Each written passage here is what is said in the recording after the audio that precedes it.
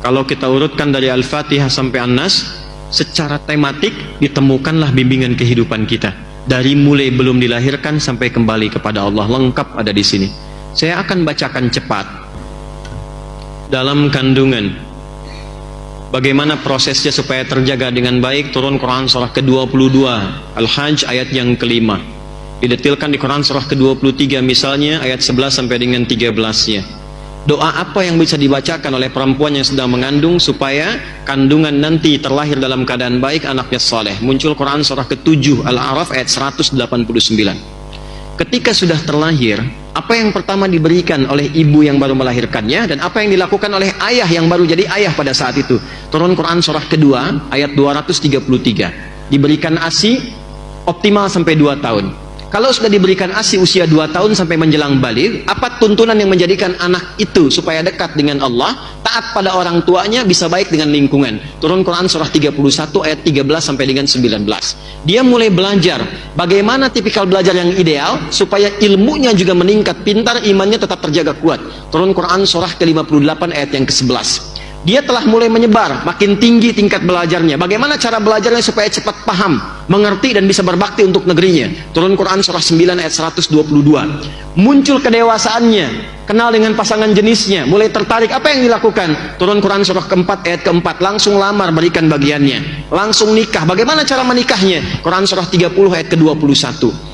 Terjadi pernikahan, apa yang menjadi hak dan kewajiban suami istri supaya paham apa yang dilakukan? Turun Quran surah keempat ayat 34. Apa tugasnya suami? Dasarnya mencari nafkah. Turun Quran surah kedua ayat 168 yang standar. Kalau ingin cepat, turun Quran surah kedua ayat 172. Kadang belum berangkat, rezekinya sudah menunggu. Quran surah ke-7 ayat ke-96. Dalam pencarian nafkah itu kadang tidak sedikit singgungannya, akan muncul ujian-ujian. Pelajari kaidah dasarnya, ujian Quran surah kedua ayat 214. Rinciannya Quran surah kedua ayat 155 sampai 157. Solusinya ditemukan di Quran surah ketiga ayat 142. Tantangannya kadang ada yang ingin menyingkirkan, gak mau Anda yang maju, harus yang lain yang unggul. Bagaimana cara amalan kita mendekat kepada Allah supaya dilindungi? Majunya baik, diselesaikan solusi dengan baik, dilindungi oleh Allah. Turun amalan Quran surah ke-17 di ayat 79 sampai dengan 81.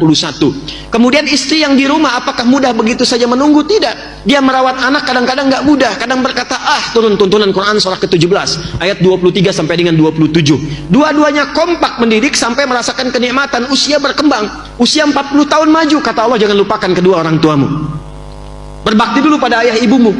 Kalau ada harta yang kau dapatkan kesuksesan di rumahmu, perhatikan bapak ibumu. Turun Quran surah ke-46 ayat yang ke-15. Kalau belum sadar, ingat ibu yang melahirkanmu, merawatmu, mendidikmu. Jangan cepat marah kepada kedua orang tuamu. Baktikan sempurna, engkau sukses sekarang. Turun Quran surah ke-31 ayat yang ke-14. Kemudian dia naik lagi, harta mulai banyak. Mulai berbagi, berikan haknya. Lihat keluargamu sekitaran. Kamu punya adik, kamu punya kakak. Lihat, mungkin anaknya nggak sekolah. Mungkin adik kamu itu punya anak-anaknya perlu kekurangan, perlu bantuan. Maka mulai ada skema infak dengan 5 bagian utama. Quran surah kedua ayat 215. Kalau lebih lagi ada zakat, diambil Quran surah ke-9 ayat 103, disalurkan ke 8 golongan. Quran surah ke-9 ayat yang ke-60. Anda naik lagi, semakin tinggi, semakin tinggi. Maaf, jangan dikira akan selamanya hidup di dunia. Pada akhirnya akan kembali seperti masa kecil ya. Quran surah ke-22 ayat yang ke-5. Kemudian setelah itu datang kematian, dimulai dengan maut. Quran surah ke-3 ayat 185.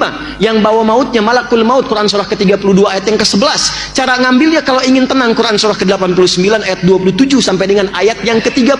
Ketika meninggal itu masuk ke alam kubur, bagaimana suasana di kubur supaya kita bisa siap-siap? Quran surah ketiga ayat 169 sampai dengan 172.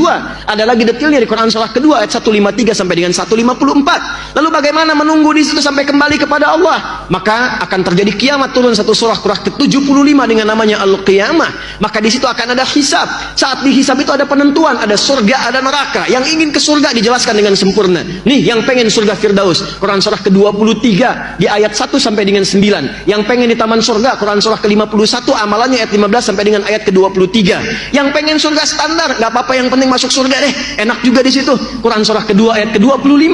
Jangan macam-macam. Selain surga hanya ada neraka. Jangan sampai engkau nestapa. Bagaimana ancamannya supaya kita bisa hindari? Neraka yang paling ringan dicelupkan sedikit, seharinya 1000 tahun, 1 detiknya 48 hari, langsung hangus, hancur semuanya. Turun Quran surah keempat ayat ke-56. Kalau dia orang-orang yang yang terakumulasi keburukannya, ingkar kepada Allah, munafik sifatnya, maka ditempatkan yang paling dasar di neraka jahanam. Turun Quran surah keempat ayat 140. Tapi kalau masih hidup dia ingin berubah, diturunkan risalah taubat Quran surah keempat ayat 143. Dicintai oleh Allah Quran surah kedua ayat 222, sampai dia pulang dalam keadaan husnul khatimah. Mana yang nggak ada? Ada semua. Kita itu makhluk teratur. Tentang jin diajarkan, turun surat jin, ya kan? Tentang malaikat disampaikan, hidupnya teratur, ada semua. Nah dulu cara orang berinteraksi dengan Al-Quran, kata Abu Abdurrahman As-Sulami, tadi disampaikan hadisnya, mereka belajar Quran dengan Nabi itu dengan serius, pendekatannya yakin sebagai kurikulum hidup, bukan sekedar bacaan.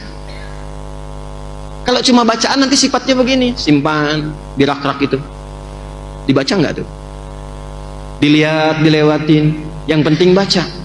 Tapi kalau Anda menempatkan Quran sebagai pedoman kehidupan, itu pusat kebahagiaan kita tuh. Itu kunci kesuksesan kita tuh. Petunjuknya ada di situ. Maka demi Allah, setiap apa yang kita kerjakan, kita buru pedoman itu untuk kita lihat pedomannya bagaimana.